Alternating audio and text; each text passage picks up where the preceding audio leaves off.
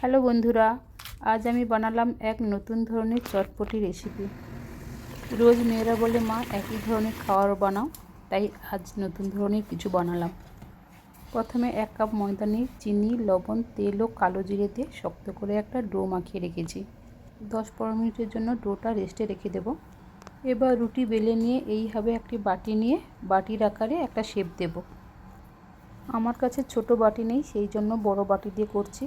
আপনাদের কাছে ছোট ছোট বাটি থাকলে করতে পারেন, দেখতে খুব ভালো লাগবে। এইভাবে বাটির মতো একটা শেপ দেব। এইভাবে একটা কাঁটা চামচ নিয়ে ছোট ছোট ফুটো করে নিচ্ছি, যাতে তেলে দেওয়ার পর লুচির মতো ফুলে না যায়। তেল খুব বেশি গরম হবে না, হালকা গরম হবে, না হলে লুচির নিচটা বসে যাবে আর কুড়মুড়ে হবে না। এইভাবে উলট পালট করে লুচিটা ভেজে নেব।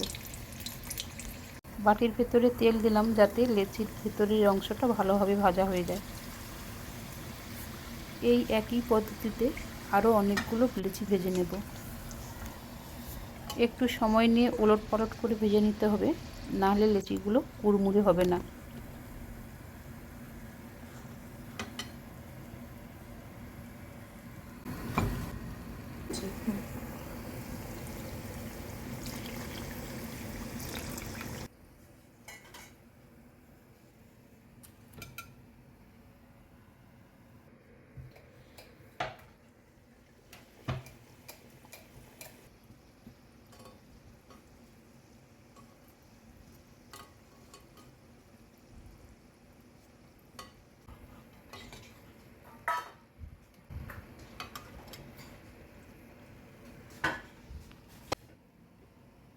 এখন শসা, গাজর, টমেটো, পেঁয়াজ, কাঁচা লঙ্কা ও ধনেপাতা কেটে রেখেছি।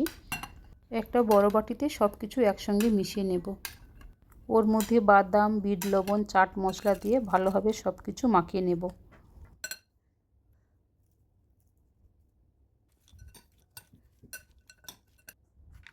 এবার কাটুরির মধ্যে সব স্যালাডগুলো দিয়ে দেব। ওপর থেকে বেদানা আর টক দই দেব। আমার কাছে ধনেপাতার চাটনি আর তেঁতুলের চাটনি নেই, সেই জন্য দিতে পারলাম না। আপনাদের কাছে থাকলে দেবেন, খেতে খুব সুস্বাদু হবে।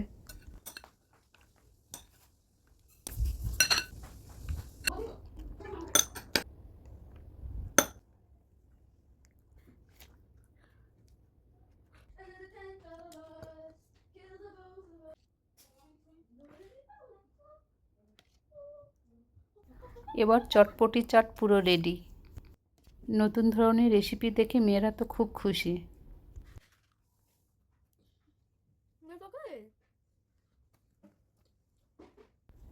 এতটাই কুড়মুড়ে হয়েছে, আপনারা শব্দ শুনেই বুঝতে পারবেন। আপনারা সঙ্গে থাকুন, আরও নতুন নতুন রেসিপি নিয়ে আসছি।